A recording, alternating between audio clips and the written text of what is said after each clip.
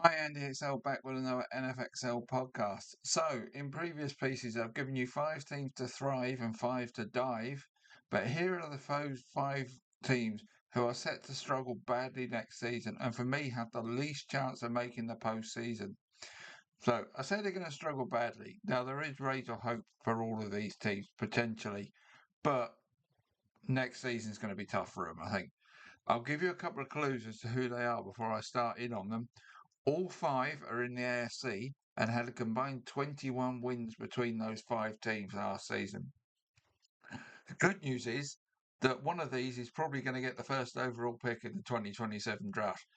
But, like I say, apart from building for the future, that's probably the only ray of light for next season. So I've done these in alphabetical order, so it's not in any preference. But first up is your team going to come up here. The Cleveland Browns.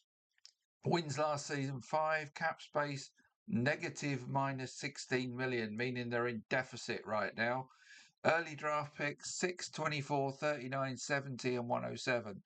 In a division where we are likely to see big improvements in the Ravens and Bengals, who finished second and third in the AFC North last season, that could well mean another season at the bottom of that division is in store for the Browns, and I'm saying it will. They do have 5 useful draft picks to work with, but are still in that bad cap situation as they have one more season to pay Deshaun Watson left. And Watson may be their starting quarterback for next season, which makes sense in terms of why not get some use out of all that money you are paying him. And who knows, he may actually play well. Alternatively, you've got to go with Quinn Ewers as a big punt. Dylan Gabriel is probably an even bigger punt. Or go and find somebody off the free agent market that wants to come and play for the Browns. Good luck with that. On top of that, they're thin at wide receiver and their O line is a complete mess. So the chances of any quarterback succeeding for the Browns next season are small. They need to sort that O line out badly, but like I say, given their cap position, they're not going to be able to do that, I don't think. They also need to add another edge rushing threat to partner the superb Myles Garrett and potentially to replace cap casualty Devin Bush, inside linebacker on the defensive side.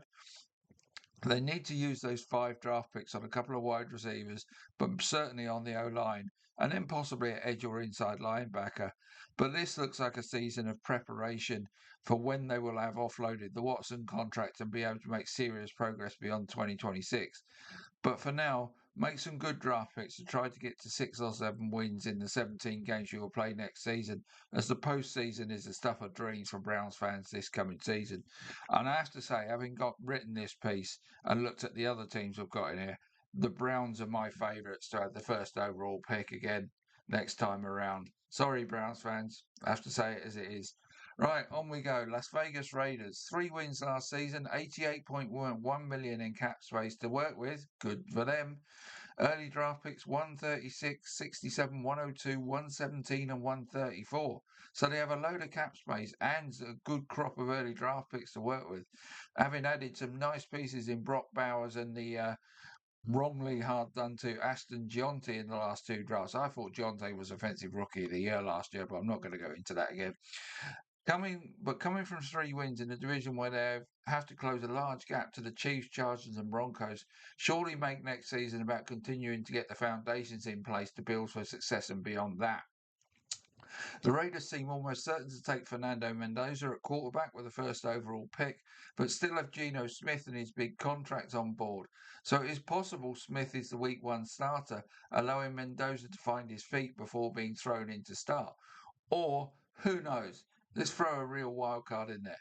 They don't take Mendoza as the first overall pick, trade out of it, get a load of capital, and try to make other moves. I've mentioned that one before. It's still possible. I don't see it's happening, but it's possible. One reason for saying this might happen with regarding having a different quarterback than Mendoza as their starting quarterback is that the Raiders O line was just woeful last season. So unless they get get this sorted this off season, Mendoza will be subject to the sort of harassment Smith could not cope with last season, and that could damage Mendoza's development. So allowing the new personnel they surely must bring in on the O-line to bed in with Smith in the firing line rather than Mendoza, then make a mid-season change would make very good sense. They also need to add at least one or two wide receivers, as Trey Tucker is their only real threat of any kind in that area, unless Jack Bech or Dante Thornton take a big step up in their second year. So the offense is going to see plenty of change next season, and it cannot be expected for that to have instant results. But they also have to work to do on defense. Defensive tackle is certainly a position of need. Adding an edge rusher for Max Crosby to partner Max Crosby is another, and free safety is another position they need to improve at too. Add to that, they have to sign or replace free agents at inside linebacker and cornerback. And the Raiders have to see next year as a transitional building season, another one. And with them being in the AFC West, that means they're highly unlikely to make the postseason.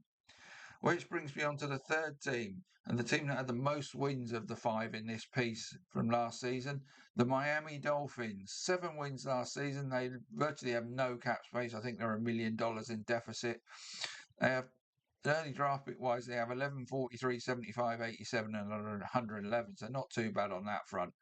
Tua Tagovailoa appears to be on his way out of Miami, following Tyreek Hill and Bradley Chubb out the door, which gives the Dolphins the look of a team about to start a rebuild rather than one about to challenge for titles.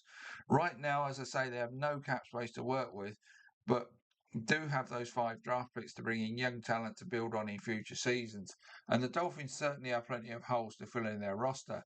They need 2 wide receivers due to Hill's departure and that Nick Westbrook-Ikini potentially as well.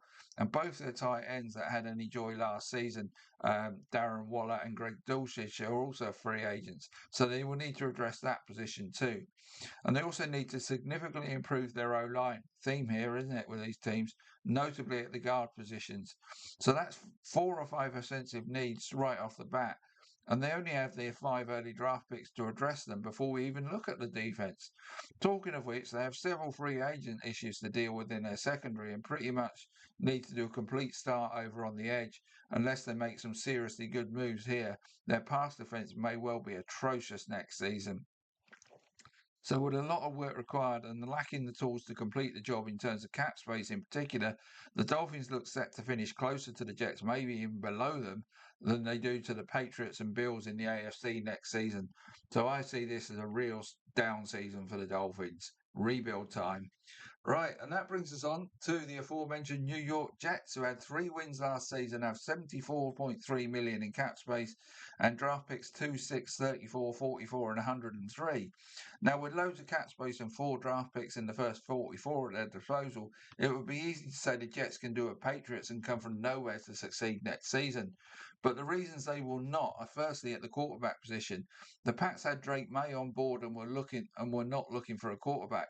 The Jets and with this being a poor looking draft to take a quarterback, they're unlikely to find their man via that route. And not many veteran quarterbacks will fancy moving to the Jets. Maybe one that needs to find a starting position before their window of opportunity closes. Maybe they could trade for Mac Jones, for instance.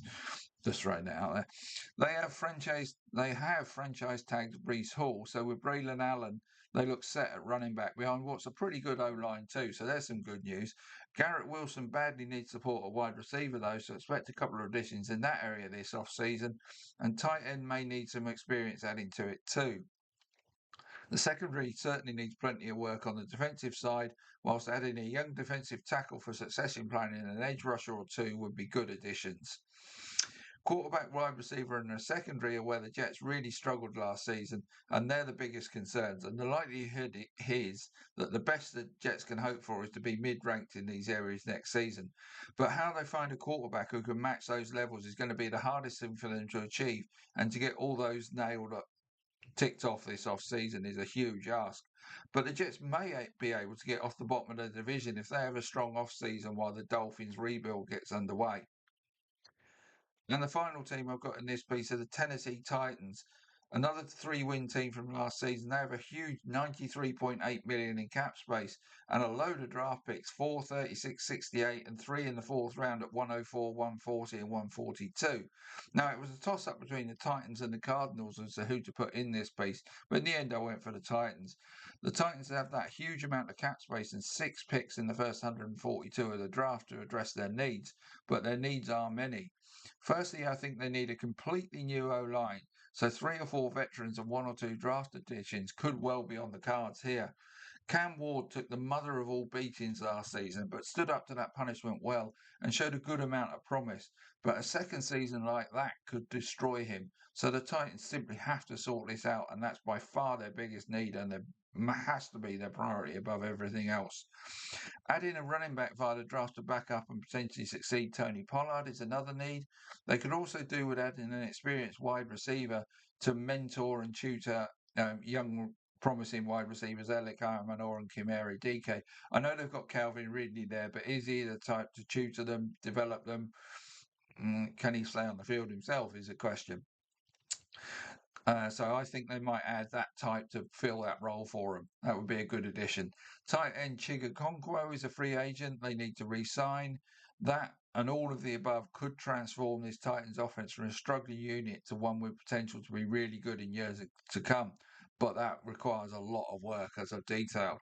On defense, they need to significantly improve on the edge and in the secondary. They ranked 26th against the pass last season, despite teams rarely passing against them. I think they were 8th for passing attempts against them.